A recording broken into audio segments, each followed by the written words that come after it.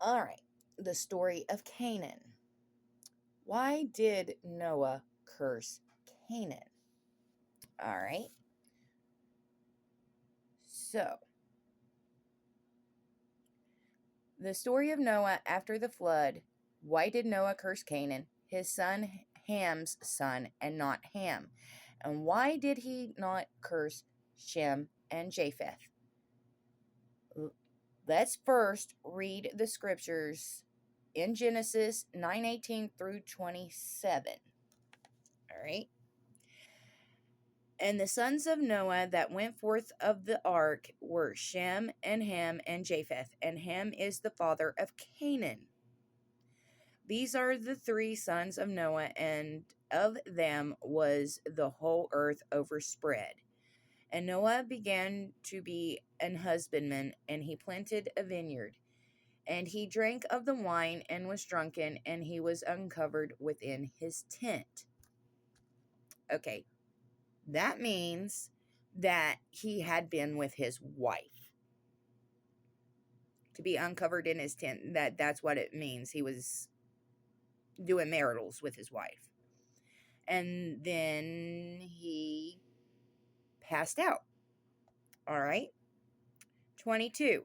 And Ham, the father of Canaan, saw the nakedness of his father and told his two brethren without. And Shem and Japheth took a garment and laid it upon both their shoulders and went backwards and covered the nakedness of their father, and their faces were backward, and they saw not their father's nakedness.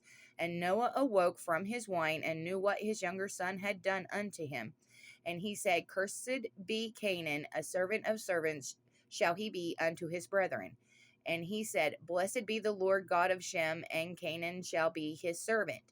God shall enlarge Japheth, and he shall dwell in the tents of Shem, and Canaan shall be his servant. All right. So, what does it mean by Ham saw his father's nakedness? It isn't how most interpreted this. It was not Noah he saw naked. If you go to Leviticus 18:7-8, it states, The nakedness of thy father, or the nakedness of thy mother, shalt thou not uncover. She is thy mother, thou shalt not uncover her nakedness. The nakedness of thy father's wife shalt thou not uncover. It is thy father's nakedness. Okay. It states right here what it means that he saw his father's nakedness. It means he slept with his mother.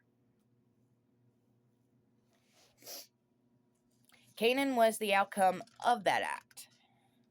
However, I am drawn to point out that after he had left his mother, he actually goes to his brothers, Shem and Japheth, and tells them what he has done.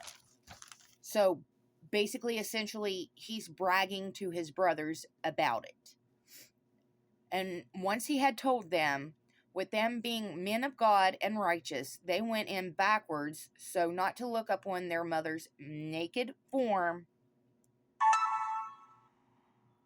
and covered her up. It is at this point Noah wakes up from his drunken sleep, being passed out, and finds out what Ham has done, which Canaan was the result of the act of Ham laying with his mother. That is why Noah cursed Canaan. He was the product of, one, an affair, and two, he was the product of sin. He was conceived in sin.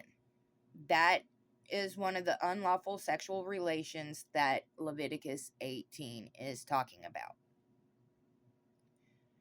Okay? So the story of Canaan is the very epitome of the old adages, iniquity only begets iniquity, and sin only begins sin. Because if you read the descendants of Canaan, you find that he fathered, of course, the Canaanites, but through him and his seed, his brother Cush, one of Sam's other not Sam, Ham's other sons, Cush, had Nimrod, which Nimrod built Babel. Plus, he fathered, between Cush and Canaan, they fathered the lines of Babylon, Sodom, and Gomorrah, and most of the enemies of the Israelites. Plus, some of the lines that the Israelites took captive during the Exodus. Thinking about that and understanding how Canaan came to be, it helps to connect a lot of dots along the way in an immensely deep way. Read the genealogy of Ham in Genesis 10, and then note how many of these descendants and tribes the Israelites have to face off with on their journey to take their promised inheritance. They all basically stem and are the seeds of the initial act of sin after the flood when Ham begat Canaan by his mother. And that is the story and legacy of Canaan.